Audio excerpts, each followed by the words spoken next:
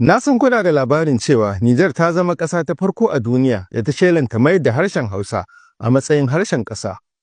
Ko kun san ta yadda wannan batu zai kawo gagarumin ci gaba ga darajar harshen Hausa wanda ke da matsayin harshen asali mafi rinjayen masu magana da shi a faɗin nahiyar Afirka? Ranar 31 ga Maris ɗin 2025 ne gwamnatin Nijar ƙarƙashin shugaban mulkin soja Janar Abdurrahman Chani ta amince da harshen Hausa ya zama harshen ƙasa a duk faɗin ƙasar mai al'umma miliyan kusan 30. Hausa ta maye gurbin harshen Faransanci wanda a baya shine harshe ɗaya tilo da gwamnati ta amince da shi a matsayin harshen aiki a duk faɗin ƙasar. Sannan an ƙara harshen Ingilishi tare da harshen Faransanci su zama harsunan aiki. Wannan mataki ne da ke nuna kishin ƙasa da kishin asali da ma kishin harshe da girmama gadon al'ummar ƙasar da ke alfahari da tushenta. Me yasa aka zaɓo Hausa? A Nijar da ƙididdiga ta tabbatar da cewa kaso 80 cikin 100 na al'ummar ƙasar suna amfani da harshen Hausa. Duk da akwai al'ummomi da yawa masu amfani da harsuna kamar Zabarmanci da Fulatanci da Kanuri da ma Larabci.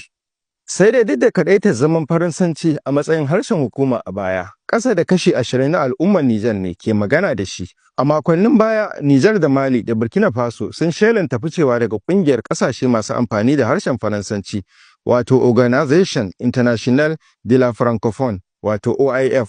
A cewar Dr. Alamuna Nuhu, malami a sashen nazarin harsunan Jami'ar Jihar Kaduna da ke Najeriya, harshen Hausa ya fara ƙwato matsayinsa na daɗaɗɗen tarihi wajen haɗa kan al'ummar ƙasar Nijar. Dama can harshen Hausa ya kasance abin alfahari ga al'ummar yankin tsohuwar ƙasar Hausa wadda ta zamo wani ɓangare na ƙasar Nijar a zamanin yau. Harshen Hausa ya kasance harshen kasuwanci tun tale-tale tsakanin mutane da fatake a yankin Afirka ta Yamma da ta tsakiya da ma ta arewaci, inda ake amfani da Hausa a sama da ƙasashe 10 daga Nijar, Ghana, Najeriya, Kamaru da Chadi da Sudan har da ma Jamhuriyar Afirka ta Tsakiya. A duniyar yau an kiyasta cewa mutum tsakanin miliyan 100 zuwa 150 ne suke magana da harshen Hausa a faɗin duniya. Shi ma wani masani a Najeriya, Farfesa Abdullah Uba Adamu, ya yaba wa gwamnati da al'ummar ƙasar Nijar bisa wannan ƙoƙari na karrama harshen Hausa zuwa matsayin harshen ƙasa. A cewar Farfesa Uba Adamu, wannan ya darajanta Hausa kamar yadda ƙasashen gabas na Afirka wato Tanzania, Kenya da Uganda da sauransu suka ɗaukaka harshen Swahili. A wani rubutu da farfesan ya wallafa ya ƙara da cewa wannan ci gaba ya zama cikar burin marigayi Farfesa Muhammadu Hambali Jinju, shahararren manazarcin harshen Hausa ɗan asalin garin Jinju da ke ƙasar Nijar, wanda ya koyar a jami'o'i daban-daban a duniya kuma ya tsaya kai da fata don ganin an koyar da harshen Hausa da kuma amfani da harshen a matsayin harshen koyarwa.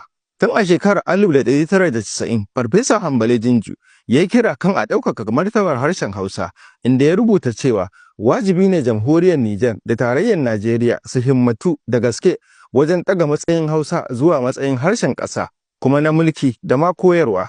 Me bambancin tsakanin harshen ƙasa da harshen hukuma?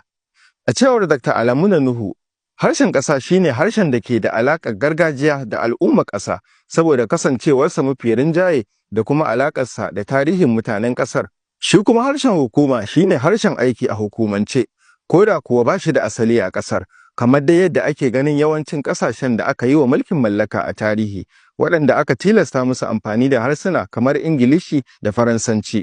Duka masanan suna ganin ɗaga darajar harshen Hausa a Nijar zai taimaka wa al'ummar harshen a fannin karatu da kishin kai da rage mummunan tasirin mulkin mallaka a tunanin al'ummar Afirka.